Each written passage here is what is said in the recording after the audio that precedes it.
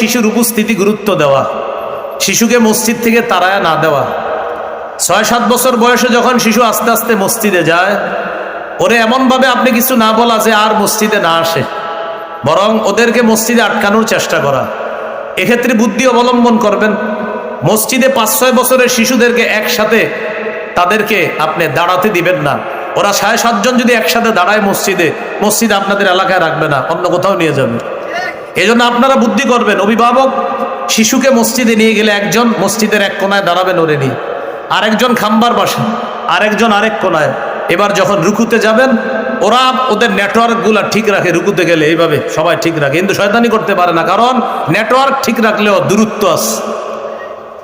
এইভাবে ওদেরকে মসজিদে আটকান, মসজিদ থেকে বের করবেন না। কেন? নবী বলছি, ইমাম সাহেব 4 শ্রেণীর প্রতি লক্ষ্য রেখে তুমি নামাজ সহজ করবা। ইমাম সাহেবরে কয় শ্রেণীর প্রতি লক্ষ্য রাখতে বলছে? قال رسول الله صلى الله عليه وسلم إذا أما أحدكم الناس فليخفف فإن فيهم الضعيف والمريض والصغير والكبير। নবী বলেন, তোমাদের কেউ যখন ইমামতি করে তখন 4 শ্রেণী মুসল্লির প্রতি লক্ষ্য রেখে নামাজটা তোমরা সহজ করবা। 1 নাম্বার, মুসল্লিদের মধ্যে দুর্বল মুসল্লি আছে। 2 নাম্বার, মুসল্লিদের মধ্যে অসুস্থ মুসল্লি আছে। 3 নাম্বার, মুসল্লিদের মধ্যে সগীর আছে, শিশু মুসল্লি আছে। 4 নাম্বার, মুসল্লিদের মধ্যে কাবীর আছে, বৃদ্ধ মুসল্লি আছে। আমি আপনাদের কাছে জানতে চাই, 4 শ্রেণীর মুসল্লিদের মধ্যে শিশুর কথা আসেনি?